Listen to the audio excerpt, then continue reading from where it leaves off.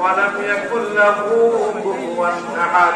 2 নম্বর সূরাতুল কালাম, কুল আউযু বিরাব্বিল ফালাক। 3 নম্বর সূরাতুন নাস, কুল আউযু বিরাব্বিন নাস। এই তিনটা সূরা আমার ধারণা এখানে আমরা যারা উপস্থিত সকলেই পারি। কি বলেন, সকলেই কি পারি? তবে শুদ্ধর মধ্যে ব্যস্ত হতে পারে, কথা ঠিক না ব্যক্তি? শুদ্ধর মধ্যে কি হতে পারে? ব্যস্ত হতে পারে। এই তিনটা সূরা সম্পর্কে রাসূল বলেছেন, একটি মানুষের জীবনের জন্য যা প্রয়োজন আছে, জীবনের জন্য যত প্রয়োজন আছে, সমস্ত প্রয়োজন পুরা করার জন্য এবং তার শ্বাস নিঃশ্বাস যে পরিমাণের প্রয়োজন, এর চেয়ে বেশি প্রয়োজন হলো এই তিনটি সূরা।